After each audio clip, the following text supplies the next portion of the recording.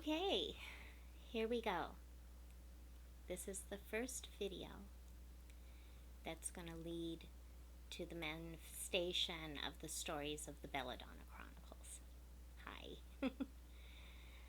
I wanted to say thank you to people who have led me to this journey. Originally, this was going to be a memoir, and it was going to be kind of a timeline of my childhood with all the names and places changed up a little bit about my upbringing, and it was going to be devoted to my daughter, and this is what she represents in my heart. This is Babushka, okay, and she's out there, and I just wanted to let you know I love you so much. I'm so proud of you, and I am so thankful every day that you're in my life. And then for other people out there, I would just love to reach out and thank Mississippi Talker. You are just so awesome. Eider May, oh my God, incredible. Your stories gave the whole RH negative questions in my mind more answers than what I was finding in the research that I've been trying to do over I don't know how many years.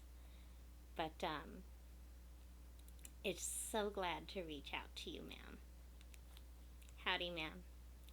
And then Lionel R., you know, the eye in the sky. The eye in the sky, okay? Yeah, you know. And then also Angie out there, and then also Stephanie. You guys have inspired me and made me feel so good about delving even further into these chronicles that I want to present, especially for my little girl. And I think we're going to have a lot of fun. Let's see. The Belladonna Chronicles is kind of a synonym of my real name, which is Elizabeth Jean. Just kind of a twist to it. And then it's also a twist to my nicknames, plural. And maybe it's because they rhyme with my name. I mean, Elizabeth, you can turn it into almost anything. But a lot of my so-called reptilian traits. So we're going to twist that around. So instead of Lizzie the Lizard or Dizzy Lizzie, it's going to be Smellabella or Bella Lugosi. And then we can't forget the turtle. The turtle's going to be a major focus, and we're going to twist that around too. So these stories go back, and this is what's so important because I feel like I can relate to a lot of you. These stories all originate in a small town in the Pacific Northwest where I am from. And the town is where this area on the map, I know this is kind of a rough sketch, but this little area right here is what established the Oregon Territory. And then all the areas around it, how they kind of coordinated with each other and how that kind of history melded in, along with the history of Native American tribes and their mythology. And then the journeys of different people, different clans wanting to settle for a new life and a new land. And, you know, how it all comes together. But my little town that I grew up in is very country. It is actually the focal point of where Oregon became a state.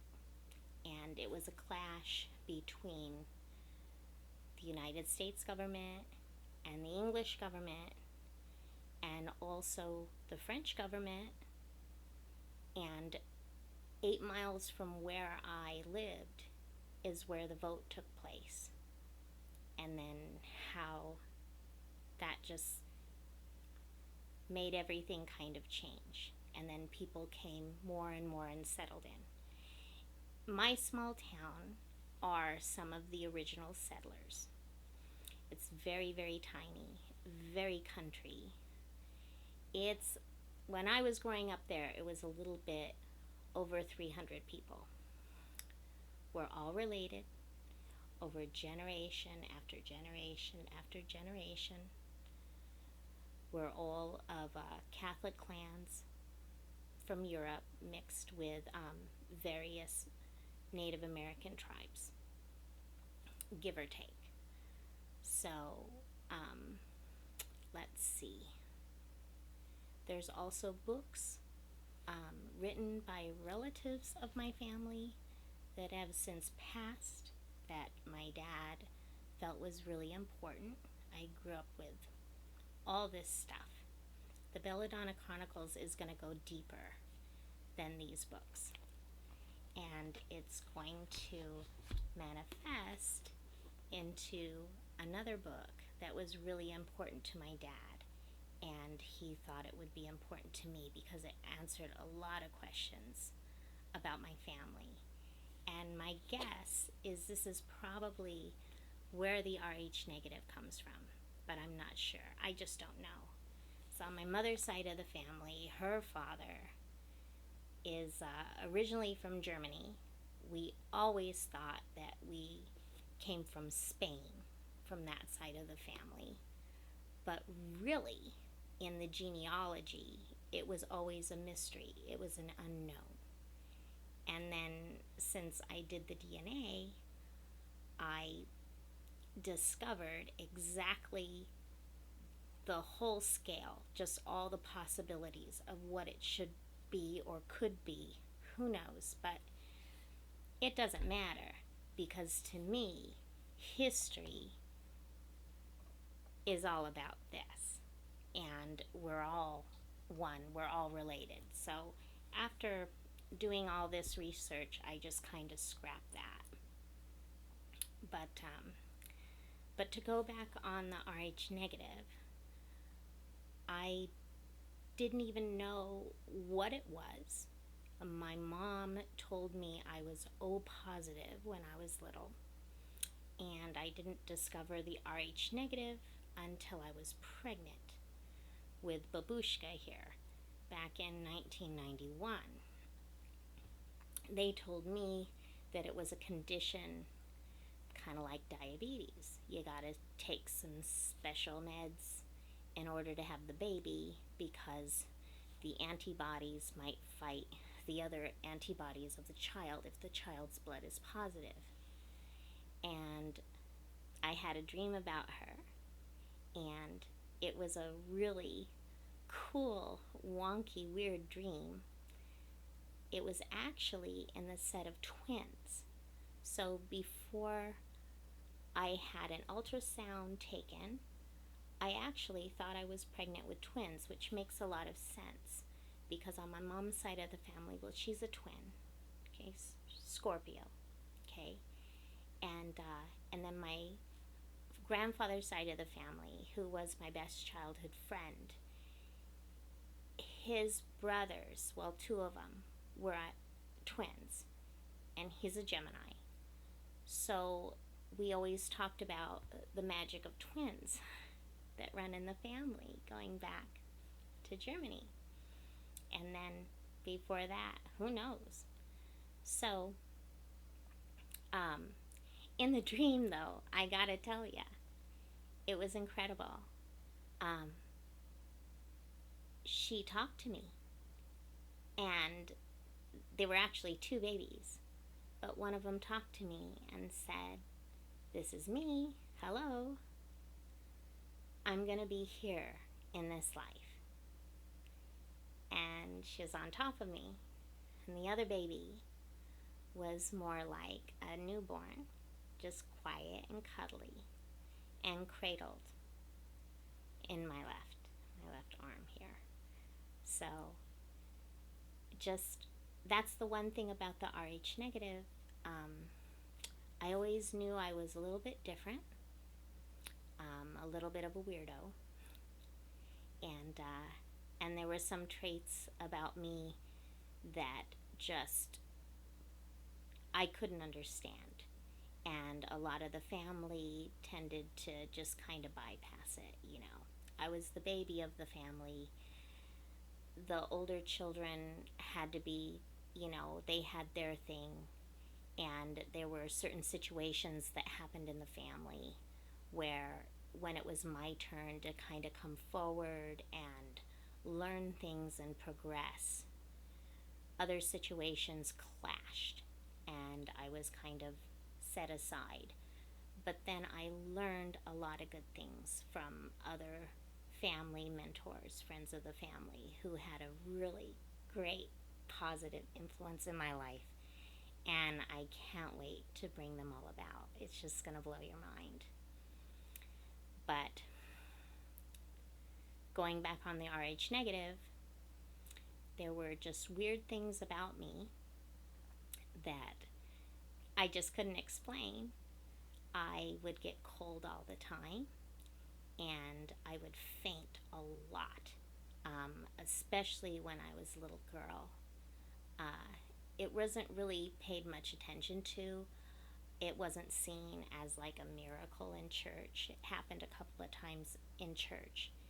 I was more teased about it and ridiculed about it and disciplined about it. I did go to parochial school, and that's another story. So we won't go there right now, but there's a lot to tell you there. But, I ran on my toes and walked on my toes for the longest time. And, even though my arches have collapsed now that I've grown, I still tend to do that quite often. I don't know what it is. And then I could outrun in small sprints. I could outrun other people, not just kids, adults too. And let's see, what else? Oh, the dreams. I have always had the most bizarre dreams, and oftentimes they'll come to fruition, and it's not just a type of deja vu. It's more intense than that. And I've used tools to kind of scramble my brain to where if it's a bad dream or something of a warning, I use tools to not forget it. But I have made mistakes where I have forgotten about it, and then it's come into fruition, and it's really a trip. And I've actually had more than one person, including my ex-husband, witness this. And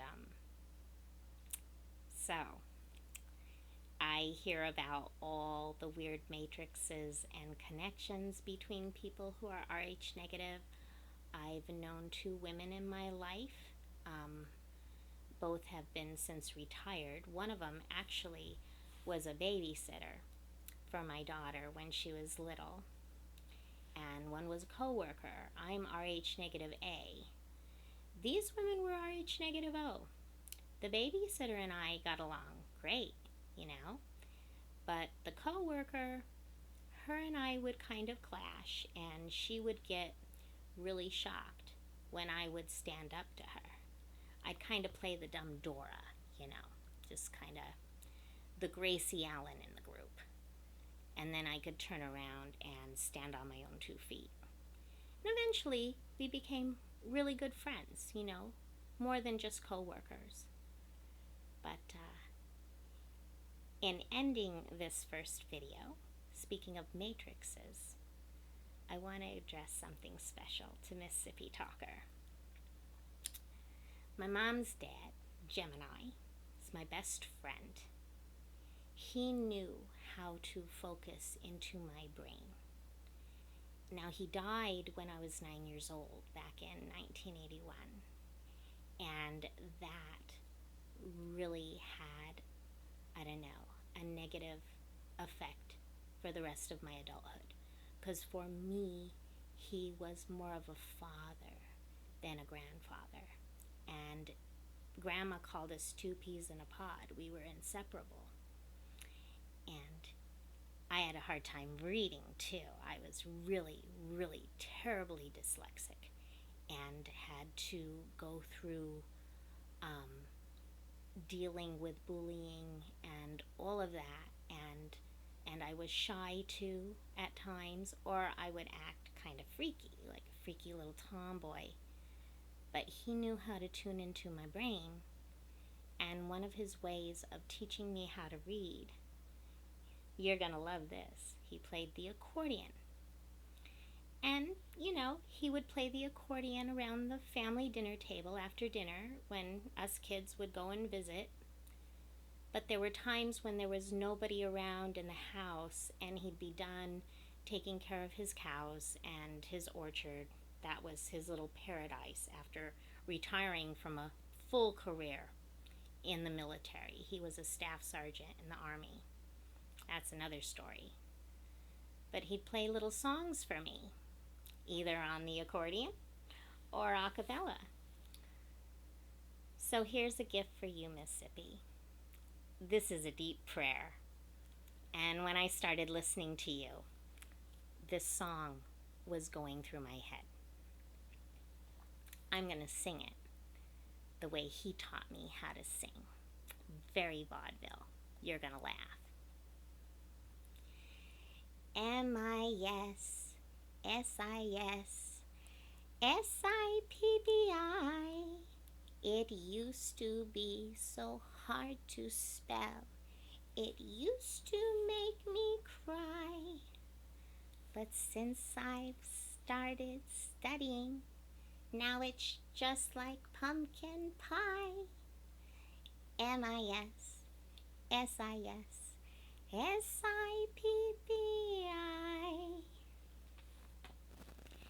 And don't forget, ring the bell.